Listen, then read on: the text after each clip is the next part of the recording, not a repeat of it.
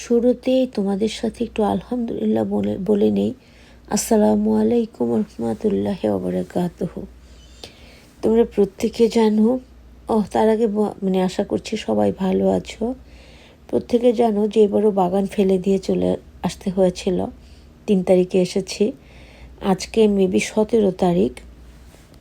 আজকে তোমাদের ভাইয়াকে বললাম যে কাজে যাব না, আমাকে একটু ওখানে নামিয়ে দিয়ে আসছো। তারপরে তিনি নামিয়ে দিয়ে চলে গেলেন। আমি ওখানে গেলাম, যে করলা গাছে করলা পেলাম না, 2টা করলা পেলাম।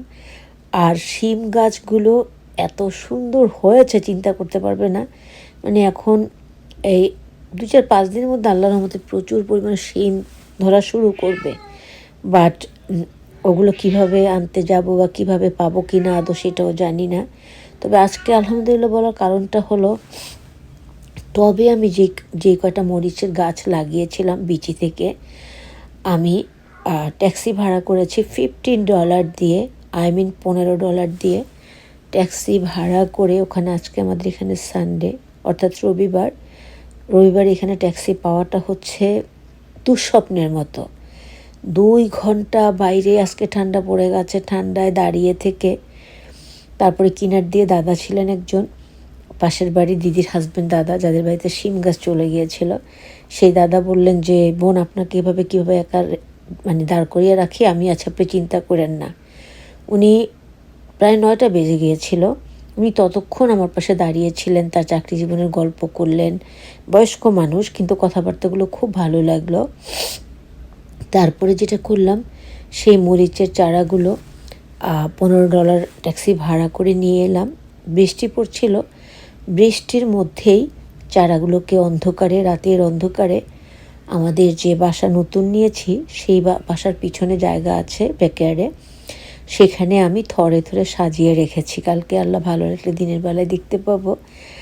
আর অনেক করলা পাওয়ার কথা ছিল, জানি না কেন পেলাম না, কারণ তোমরা দেখেছিলে যখন আমি এসেছি তখনই আমি 6-7টা করলা পেরে নিয়ে এসেছিলাম। কিন্তু এতদিন তো অনেকগুলো হওয়ার কথা, রাইট? কিন্তু মাত্র 2টা করলা ঝুলছিল, একটা ছোট একটা একটু বড় হয়েছে। ওই 2টাই নিয়ে আর কিছুটা লাউ শাক ছিঁড়ে নিয়ে, আমার গাছের লাউ শাক ছিঁড়ে নিয়ে চলে এলাম। আর মরিচ গাছগুলো আনতে পেরেছে বলে আবারও আল্লাহর কাছে শুকরিয়া আদায় করছি, আলহামদুলিল্লাহ। তবে ব্যাপারটা কি জানো তো, এই যে ঠান্ডা পড়ে গেছে না, ঠান্ডায় মরিচ গাছগুলো থাকে না, যখন বেশি একটু ঠান্ডা পড়ে যায় মরিচ গাছগুলো মরে যাবে। কিন্তু শিমগুলো যতদিন স্নো না পড়বে অনেক শিম হতো।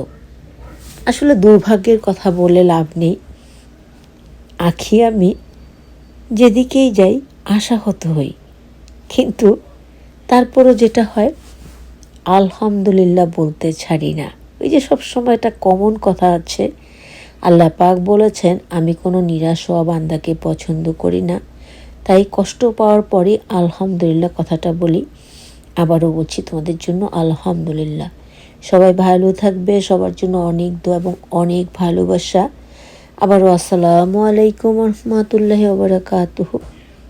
Have a great day to all guys. Allah save everyone. Amin, amin, summa amin. Allah Hafiz.